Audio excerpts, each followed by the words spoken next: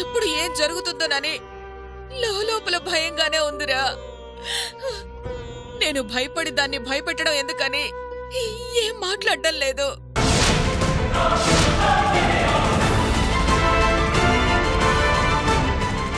అమ్మ కొట్టిన దెబ్బలకి ఆ కంగారులో పేరు కూడా మర్చిపోయినట్టుంది.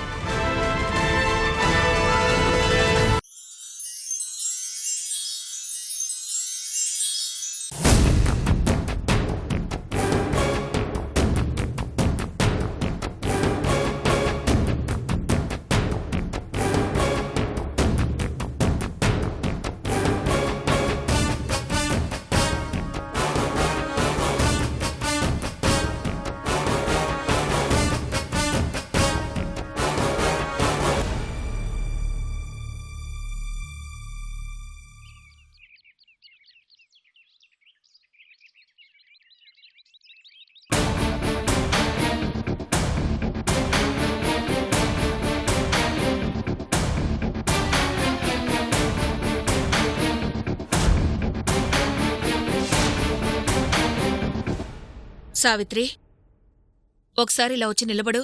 దేనికమ్మా? రారాదు, చెప్తాను.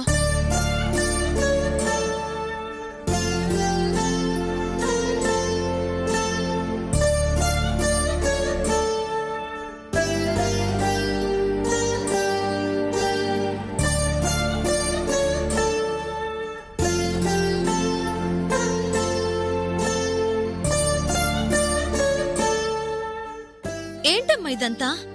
ఇప్పుడేమైందని? ఏమవటం ఏంటమ్మా, రాత్రి భయంకరమైన పీడకల, గుండె పగిలిపోయినంత పనైంది. పీడకల? అవునంట సావిత్రి, అర్ధరాత్రి పెద్దగా అరుస్తూ లేచింది. ఏమైందో ఏందో నేను అదిరిపోయాను. నిన్నంత భయపెట్టిన కలేంటమ్మా?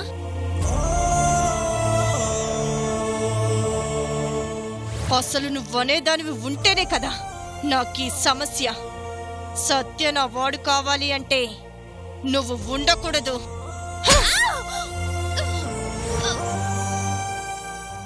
అది నన్నేం చేస్తుందోనన్న భయం నిన్ను నిద్రలో కూడా భయపెడుతుందన్నమాట. ఏమోనమ్మా, నాకీ కలొచ్చిన దగ్గర్నుంచి కాళ్ళు చేతులు ఆడటం లేదు. అందులోనూ అది ఎంత రాక్షసని తెలిసి దానికి దగ్గరగా తిరుగుతున్నావు. ఏ క్షణం ఏం జరుగుతుందోనని చాలా భయంగా ఉంది. నువ్వంత భయపడాల్సిన అవసరం లేదమ్మా. నేను అదే చెప్పాను సావిత్రి. నిజంగా అలాంటిదేమన్నా ఉన్నా ఆ కల వలన కీడు పోయిందనుకో అత్త అని చెప్పా. నీకేంట్రా, నువ్వలాగే అంటావు. నా భయం నాది. సరేలే, ఆ గోల్ తర్వాత. రండి, మీరిద్దరూ టిఫిన్ చేదురుగాని. టిఫిన్ తర్వాత నేను ముందు లాయర్ అంకుల్ దగ్గరికి వెళ్ళాలి. టిఫిన్ చేశాక వెళ్ళొచ్చులేమ్మా. లేట్ అయితే అంకుల్ కోర్టుకు వెళ్ళిపోతారమ్మా. ఇప్పుడు గోపాలరావు గారి దగ్గరికి ఎందుకు సావిత్రి? రాత్రి ఊర్మిలో ఇంట్లో లేదు కాబట్టి మనకి ఉపయోగపడే ఆధారాలేమైనా దొరుకుతాయేమోనని ట్రై చేశాను.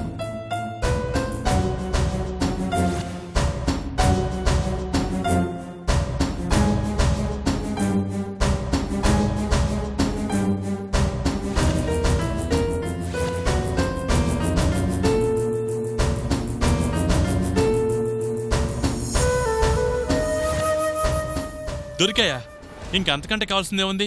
ఆ ఊర్మిళ దొరికిపోయినట్లే. అంత పక్కాగా ఆధారాలుంటే ఇంక ఆలోచించాల్సిన అవసరమే ఉందమ్మా. వెళ్ళి గోపాలరావు అన్నయ్య గారికిస్తే కోర్టులో చూపించి అల్లుడుగారిని విడిపిస్తారుగా.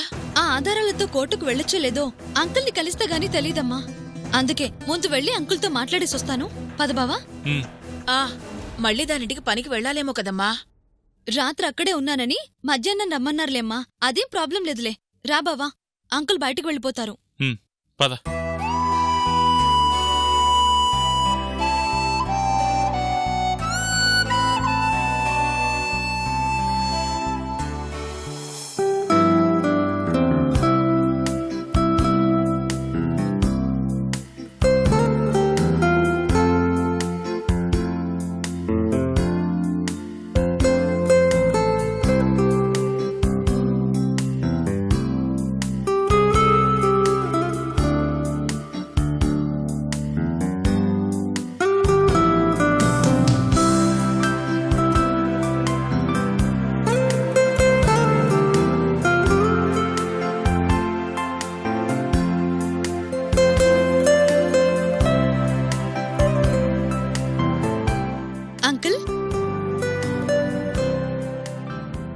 రామ్మా.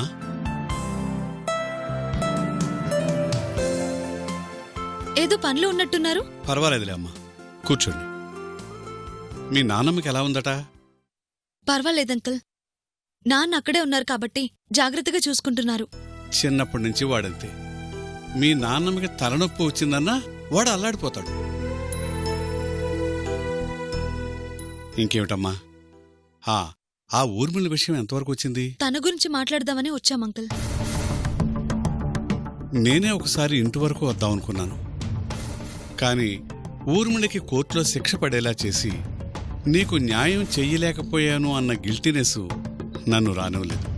ఏకంగా వాళ్ళు అలాంటి ప్లాన్ చేస్తారని ఎవరూ ఊహించలేదు అంకుల్. తీసుకున్న ఫీజుకి ఆ లాయర్ బాగా న్యాయం చేశాడమ్మా. దానికి న్యాయం చేసి మా సావిత్రికి అన్యాయం చేశాడు. కోర్టు అంటే అలాగే ఉంటుంది బాబు. ఏ తప్పు చేయని అమాయకుడి వైపు వాదించడానికి ఒక్కడుంటే, తప్పు చేసిన వాడి పక్కన వాదించి గెలిపించడానికి 10 మంది ఉంటారు. లేదంకుల్, ఈసారి పక్క ఆధారాలతోనే కోర్టులో అడుగు పెడదాం. కానీ ఊర్మిళ దగ్గర నుంచి ఆధారాలు సంపాదించడం అంత సులభం కాదు కదమ్మా. ప్రయత్నిస్తే కష్టం మాత్రమే కాదంకుల్.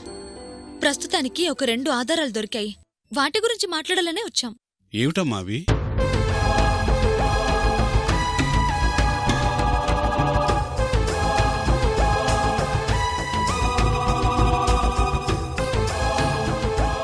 ఇది చూడండి అంకుల్.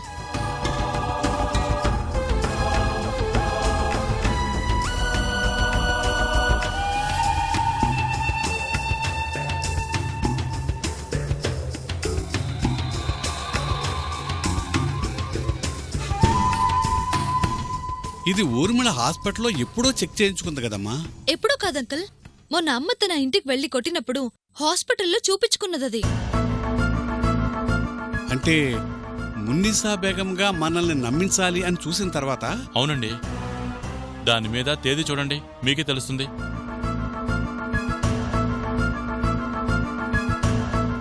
నిజమేనయ్యా. మీ అత్తయ్య కొట్టిన దెబ్బలకి కోర్టులో పెట్టుకున్న పేరు మర్చిపోయి ఒరిజినల్ పేరు చెప్పినట్టుంది. ఆ తర్వాత ఫోటోలో రేషన్ కార్డు ఉంది, చూడండి అంకుల్.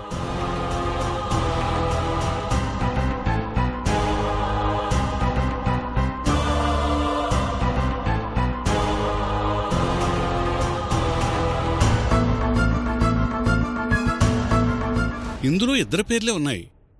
ఆ రోజు కోర్టులో సాక్ష్యాలుగా చూపించిన వాటిల్లో కూతురు కాజా మున్నిసా బేగం అని కూడా ఉంది. ఇందులో లేదు. అంటే అవి క్రియేటెడ్ అన్నమాట. దీనిని బట్టి అది ఊర్మిళని అర్థమైపోతుంది కదండి. ఈ చిన్న చిన్న ఆధారాలు సరిపోవు బాబు. వీటితో కోర్టు ముందుకు వెళ్ళామనుకో, వాళ్ళు ఇవే నకిలీవి, అవే ఒరిజినల్ అని నమ్మించగలరు. అసలు ఈ ఆధారాలు మీకు ఎలా దొరికాయి?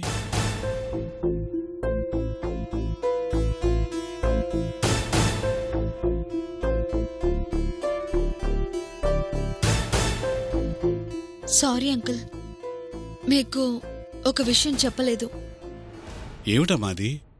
నేను ఊర్మిళ ఇంట్లో పని మనిషిగా చేరాను. అవునంకుల్, ఊర్మిళ పేరెంట్స్గా నటిస్తున్న అమ్మా నాన్నల ఇంట్లో పనిచేసే అమ్మాయి దుబాయ్ వెళ్ళిపోతుందని తెలిసి కొత్త పని మనిషి ఎవరో ఒకరు వస్తారు కాబట్టి ఆ వచ్చే అమ్మాయి ఎవరు ఏంటి అని తెలుసుకొని ఆ అమ్మాయిని ట్రాప్ చేసి ఆ ప్లేస్లో నేను పని మనిషిగా వెళ్ళాను.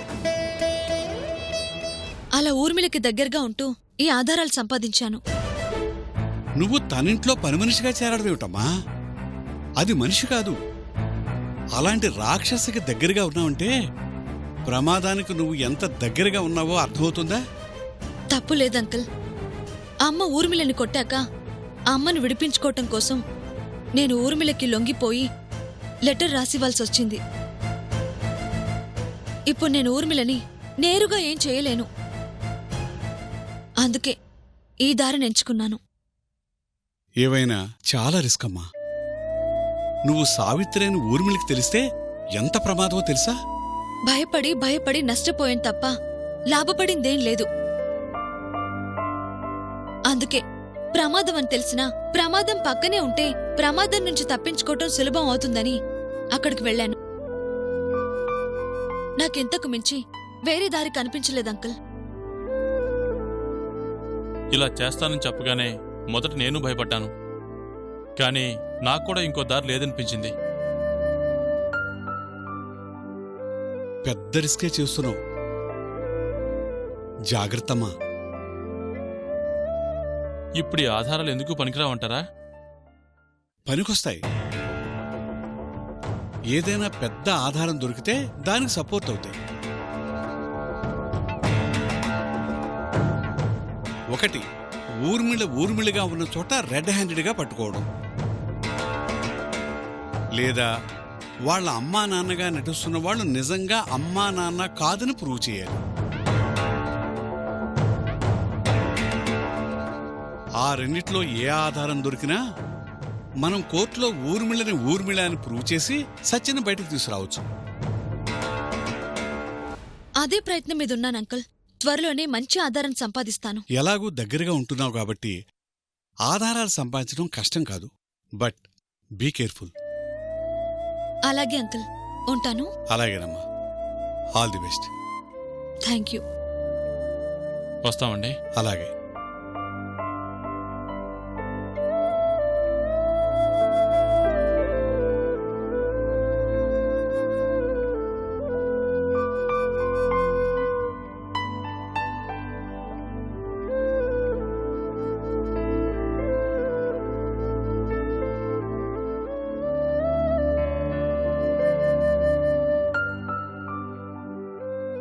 సరే బావా, నేనింక పనిలోకి వెళ్తాను. నువ్వు బండి తీసుకుని ఇంటికి వెళ్ళిపో.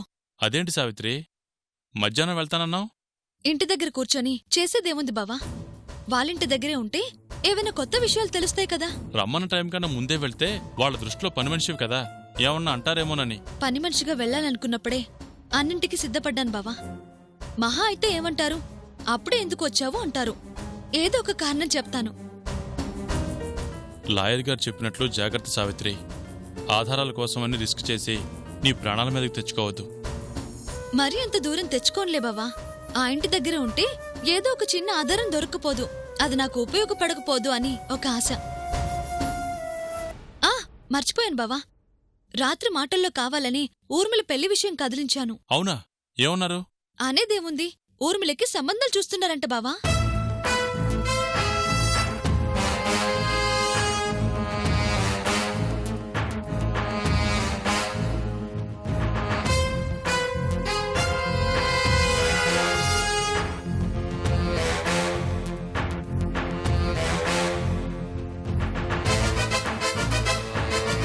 దొరికింది. ఊర్మిళ దొరికిపోయింది. ఎలా బావా? ఎలా అంటే,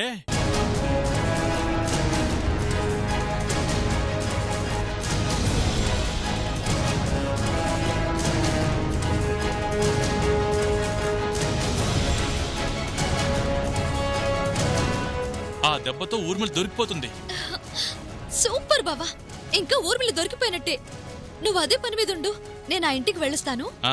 జాగ్రత్త సావిత్రి, ఆ ఆనందంలో బురకా వేసుకోవడం మర్చిపోకు. మరీ అంత అజాగ్రత్తగా ఉండనులే బావా. దొరికిపోతుంది అన్న ఆనందంలో మర్చిపోతామేమోనని చెప్పానులే. జాగ్రత్తగా వెళ్ళరా. ఉమ్.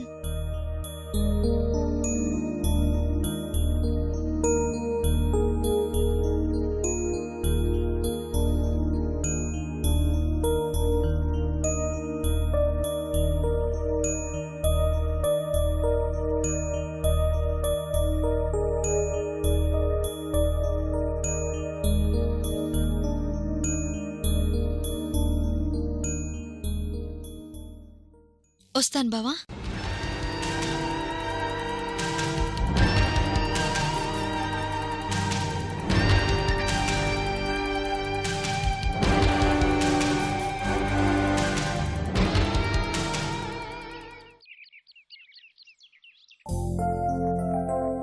చాయ్.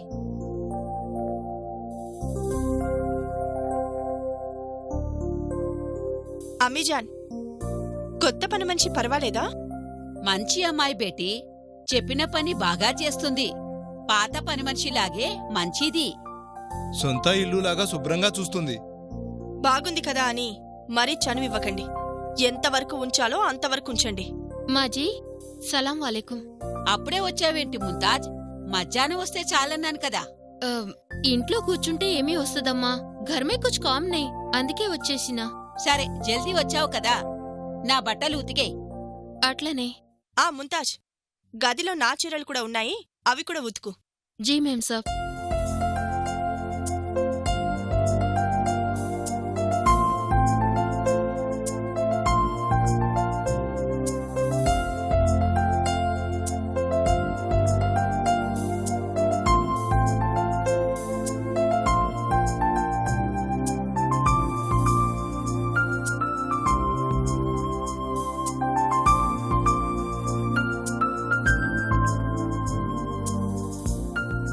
సలామలేకుం. వాలేకుం అస్సలాం. ఆప్? నన్ను మీ బావ పంపించాడమ్మా. ఇప్పుడు వాళ్లతో కాసేపు ఆడుకుంటాను చూడమ్మా. జీ ఓ జీ ఓ జీ జీ కౌన్ హై జీ? సలామలేకుం. వాలేకుం సలాం. ఆప్? మేరా నామ్ లతీఫ్. మనకి బస్తీలో చాలా మంచి పేరు ఉంది. 2 షాదీఖానాలు, ఒక మెకానిక్ షెడ్డు ఉంది. ఆర్ ఇది అంతా మాకు ఎందుకు భయ్యా? మీకి షాదీ కానీ అమ్మాయి ఉందని నాకి ఇతనా దిన్ నహీ మాలూం. నిన్ననే తెలిసింది, వచ్చేసినా. మీకీ బేటీ చాలా బాగుంది. ఓ మేరీ బేటీ నయ్యే పనమ్మాయ్. అబ్బా, కౌన్? ఏయి మేరీ బేటీ. ఐసా దుల్హానీ బహుత్ అచ్చా హై. మీకీ ఊ అంటే మాకీ అబ్బాయితో నిఖా చేసుకుంటాం.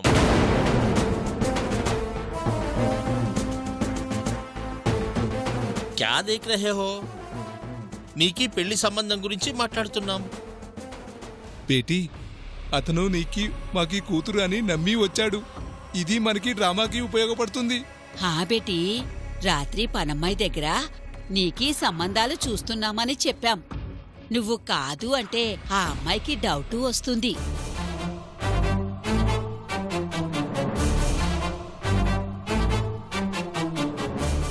క్యాజీ, మాకీ ఏమీ చెప్పకుండా మీకీ మాట్లాడుకుంటారు. कुछ नहीं जी, आपके बारे में बात कर रहा हूँ. अंदर आइए, बैठिए. పర్వానే, మీకీ బేటీకి సంబంధాలు చూస్తున్నారు అని తెలిసి వచ్చినా. నిజమే కదా? నిజం జీ, నిజమే.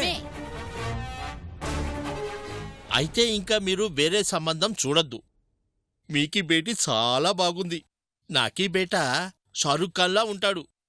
ఇద్దరికి పక్కా పక్కన పెడితే జోడీ బహుత్ అచ్చా రహతా.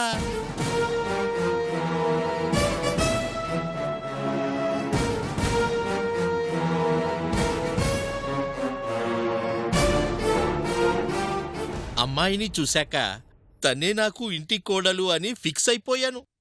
మా షారుఖ్ ఖాన్ని తీసుకుని మంచి రోజు వస్తాను. మీకీ ఫ్యామిలీ మాకీ ఫ్యామిలీ కూర్చొని మాట్లాడుకుందాం. ఠీకేనా? హా, ठीक है, ठीक है. బేటీ, నాకీ బేటాకి నీకు నిఖా పక్కా.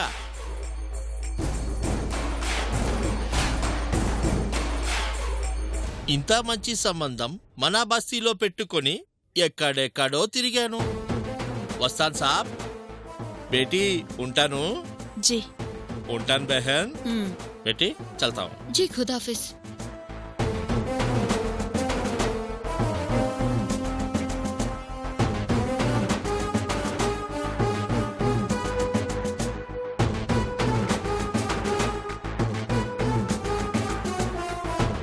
అబ్బాజాన్, అందరా.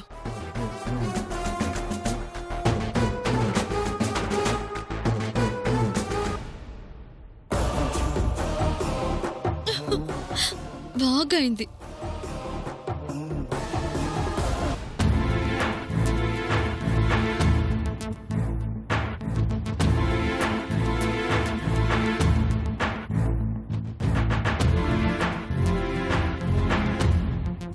వాళ్ళు చెప్పటం బాగానే ఉంది, మీరు చేయటం బాగానే ఉంది. అన్నీ మాట్లాడొచ్చారు కానీ వాళ్ళేం చెప్పలేదుగా. చెప్పడానికి వాళ్ళ మైండ్ పనిచేస్తాయి కదత్తా. పెళ్లి సంబంధం అనగానే ఎక్కడ వాళ్ళు అక్కడే బుక్సిపోయారంట. వాళ్ళు ఊహించని విషయం కదా. ఎవరికి వాళ్ళు తడబడుతూనే కవర్ చేసుకోవడానికి నానా ఇబ్బందులు పడ్డారమ్మా. అలా కంగారు పెడితేనే కదా అసలు కదా బయటకొచ్చేది. మంచి పని చేసావులే బావా. నెక్స్ట్ పెళ్లి చూపులంటూ వాళ్ళు మళ్ళీ సడన్ అటాక్ చేస్తే సరిపోతుంది. మనం ఎప్పుడు ప్లాన్ చేస్తే అప్పుడు ఫ్యామిలీతో సహా వెళ్ళిపోతారు. దానికి ఏం ఇబ్బంది లేదు. దానికి పెళ్లి చూపులేంటో మీ హడావుడేంటో నాకేం అర్థం కావడం లేదు. ఈ పెళ్లి చూపుల వల్ల నిజం ఏంటి అనేది బయటకొస్తుందమ్మా. అది ఎలా ఏంటి అని పెళ్లి చూపులో అర్థమవుతుంది. సరే, మీరింత చేశాక ఆ ఊర్మిళ ఇప్పుడు కాదు తర్వాతంటే అప్పుడేం చేస్తారు? మనకు కావాల్సింది ఈ పెళ్లి చూపుల్లోంచి నిజం బయటికి రావటం. వస్తుందన్న నమ్మకం నాకుందమ్మా.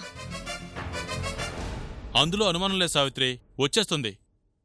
కానీ ఈ విషయంలో మనకి ఎస్ఐ వినోద్ గారి హెల్ప్ కూడా కావాలి బావా. అడిగితే ఆయన కాదండగా. ఆయన పనులైనకుంటాయి కదా బావా. ముందుగా ఒక మాట చెప్పి ఆయన కూడా తీసుకొచ్చే. సరే సావిత్రి. సరే బావా, నాకు టైం అయింది, నేను బయలుదేరుతాను. మీరన్నీ సెట్ చేసుకొని వచ్చేయండి.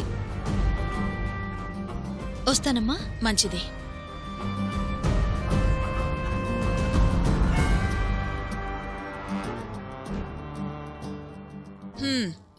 ఊర్మిళ అని నిరూపించడానికి ఎన్ని బాధలు పడాల్సొస్తుందిరా.